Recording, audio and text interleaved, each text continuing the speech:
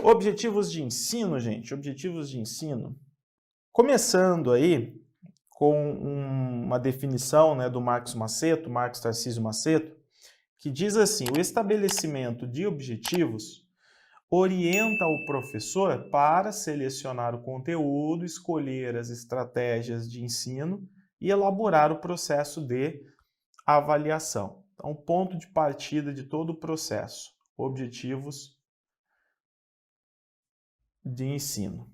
Tá? Então, não existe prática educativa sem os objetivos. Muito simples. Orienta também o aluno que fica sabendo o que se espera dele nesse curso, disciplina, série ou aula.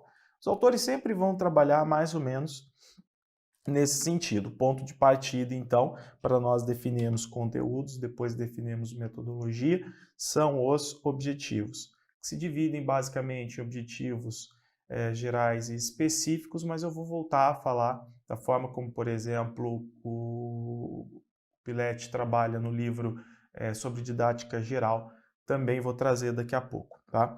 Bem, e os PCN, o que dizem? Os parâmetros curriculares nacionais trazem, os objetivos seriam capacidades, é a forma, né, como eles estão expressos nos PCN, são capacidades a serem trabalhadas ao longo do processo de escolarização. Bom, então vou colocar aqui, destacar capacidades, são elas, capacidades de ordem cognitiva, capacidade física, capacidade afetiva, de relação interpessoal, capacidade estética, ética e de inserção social. Bem, o que já dá para nós vermos aqui? Que essas capacidades estão preocupadas com formação integral. Tá?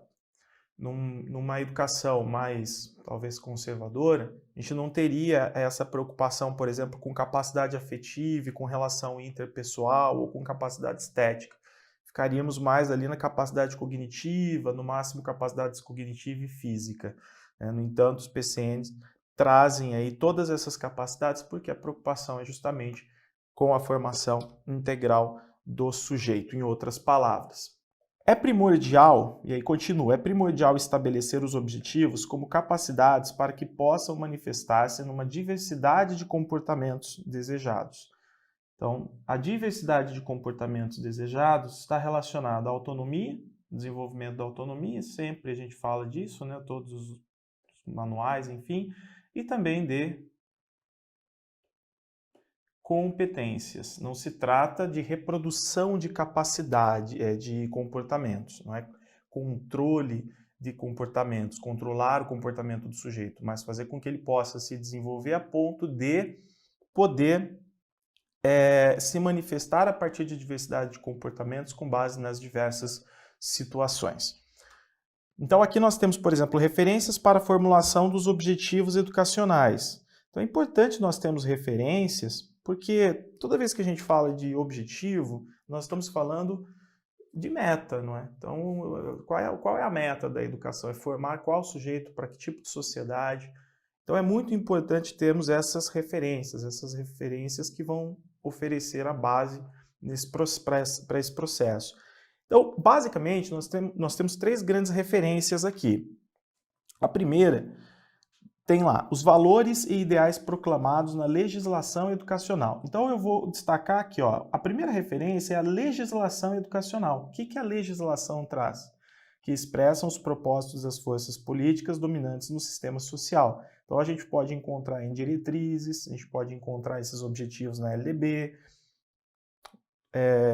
na BNCC. Então, eles estão presentes na legislação. Nós também temos como referência os conteúdos básicos das ciências, produzidos e elaborados no decurso da prática social da humanidade. Então, vamos colocar lá, conteúdos básicos das ciências, fruto de pesquisas, de estudos científicos. Referências também. E ainda, as necessidades e expectativas de formação cultural exigidas pela população majoritária da sociedade. Então, necessidades e expectativas da população. De forma resumida, essas seriam as três grandes referências para a formulação de objetivos educacionais, ok? Tem como nós tomarmos essas referências de forma isolada, o que poderia ser cobrado numa questão de prova? Não, elas precisam estar sempre interligadas, tá? E uma coisa que acontece é que elas estão sujeitas a contradições, porque eu posso, de repente, ter valores ideais proclamados na legislação educacional que estão em conflito com as necessidades e expectativas de formação cultural da população. Então, é possível que existam contradições entre essas referências, beleza? Então, isso pode, de repente, aparecer aí na sua provita. E o professor, diante disso tudo, o que ele faz? Fecha os olhos e chuta pro gol. Não é bem assim. Então, o professor, e aqui vem muito da contribuição do próprio Libânio, ele precisa fazer uma avaliação crítica das referências. Olha o prof. O prof precisa... Tudo eu, né? Precisa fazer uma avaliação crítica dessas referências.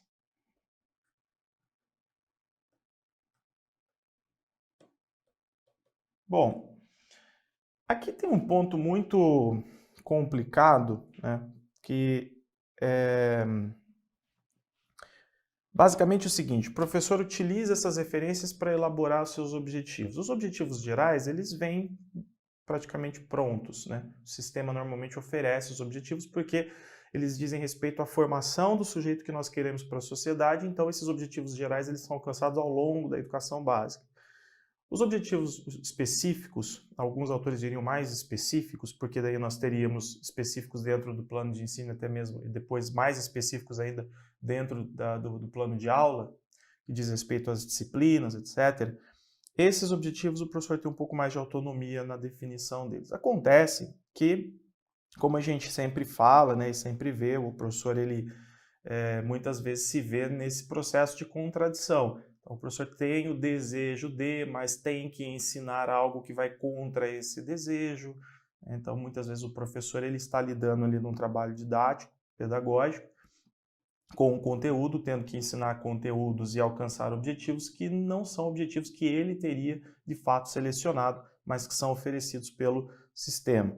Então, por mais que o professor tenha que fazer uma avaliação crítica das referências, a gente sabe que na prática o professor acaba sofrendo uma pressão muito forte de sistemas, principalmente econômico, político, social, não é? Um outro ponto importante aqui está relacionado à avaliação, então, da pertinência desses objetivos. Então, o sistema oficial oferece os objetivos e o professor avalia a pertinência dos objetivos oferecidos pelo sistema. Então, como que o professor avalia? A partir de perguntas. A partir de perguntas. Primeiro não, né? Dentre elas, nós poderíamos, então, fazer a seguinte pergunta: será que esses objetivos realmente são condizentes com as necessidades e expectativas dos alunos que eu atendo dentro desse contexto aqui? E nós sabemos que quando o professor trabalha tanto com objetivos, na elaboração dos objetivos, dos conteúdos da metodologia, a contextualização é imprescindível. Então essas perguntas elas servem justamente para que o professor possa fazer ajustes dentro da sua autonomia, dentro daquilo que é possível. Mas está aqui, é importante que o professor, no seu papel crítico, faça uma avaliação então da pertinência dos objetivos oferecidos pelo sistema a partir de perguntas, ok? Se, por exemplo, esses objetivos vão atender a construção de uma sociedade democrática, se eles atendem às expectativas dos alunos, dentre outras coisas. Tudo bem? Beleza, muito tranquilo. Então, nós vimos aqui objetivos de ensino, Marcos Maceto, PCN, referências, aquela divisãozinha clássica, né? Então, níveis, né, dos objetivos educacionais. Então, os objetivos podem ser... Eu tenho que tomar cuidado, porque quando é live, assim, a gente vai vindo coisa na cabeça e daqui a pouco você está falando, e... Então, eles podem ser gerais ou específicos, né? Então, os objetivos podem ser gerais ou específicos, como nós bem sabemos. No caso dos gerais, eles vão se referir às exigências e até mesmo expectativas que estão presentes na realidade social. Então, exigências da realidade social. Quando a gente fala de realidade social, existe aqui o quê? Espacialidade, temporalidade, não é? O que faz nós entendermos que a educação como um todo é dinâmica, consequentemente os objetivos acabam tendo que ser dinâmicos também. Uma revisão de objetivos é fundamental. Isso não tende a acontecer muito na educação quando a gente fala de objetivos gerais, porque eles estão presentes muitas vezes onde? Em legislação, e não há mudanças o tempo todo na legislação. Então é papel da escola fazer uma revisão, não só do professor de forma isolada, mas da escola, fazer uma revisão desses objetivos, porque com esse dinamismo social e tecnológico, a gente precisa sempre avaliar realmente se esses objetivos são compatíveis com aquilo que se quer, que se deseja, com aquilo que se espera do cidadão hoje. Então, há sim a possibilidade de revisão dos objetivos. Por mais que eles estejam na legislação, é importante que essa revisão seja feita e é importante que isso seja anunciado para que as devidas mudanças, as atualizações ocorram. Enquanto isso, os objetivos específicos, né, eles podem ser modificados com mais autonomia. Então, esses aqui são postos pela realidade social e os específicos são resultados que se espera, né, que são expectativas geradas nas atividades que são realizadas com os alunos. Então, eles estão relacionados a conhecimentos, habilidades, atitudes.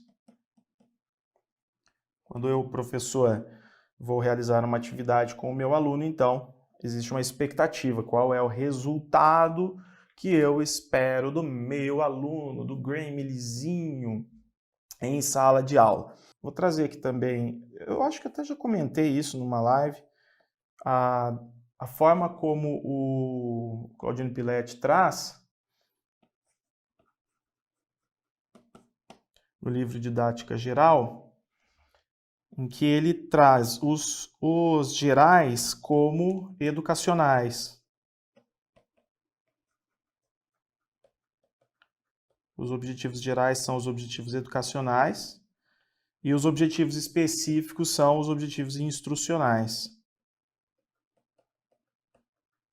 Então, de repente, você pode se deparar com isso aqui, tá? Objetivos educacionais e objetivos instrucionais. Os educacionais para os gerais e os instrucionais para os específicos. Então, aqui, por exemplo, nós estamos falando de uma filosofia da educação e qual é o tipo de cidadão que eu quero formar ao longo da educação básica, com base em fundamentos mais gerais. A filosofia da educação influencia, então, aqui nas mudanças comportamentais desejadas. E no caso dos instrucionais, nós estamos falando, obviamente, de proposições específicas sobre o comportamento dos alunos. Também estão relacionados aos conhecimentos, habilidades e atitudes que os alunos aprendem e desenvolvem. Tá? Então, a gente estaria falando da dimensão, basicamente, o autor fala do desenvolvimento do sujeito na dimensão cognitiva, afetiva e psicomotora. Então, aquilo que eu observo de mudanças ao longo da educação básica, a cada período dentro de sala de aula, são 3 dimensões que nós vamos ajudar o sujeito no desenvolvimento dele integral, nas aprendizagens e desenvolvimento. Cognitiva, afetiva e psicomotora. Então, a gente vai percebendo esse desenvolvimento ao longo da educação básica e vamos percebendo também dentro de um período maior a partir das atividades que são realizadas. Então, a instrução, o processo instrucional tem seus objetivos instrucionais e faz com que o sujeito possa se desenvolver nessas dimensões. No fundo, o que a educação quer é desenvolvimento integral, não é?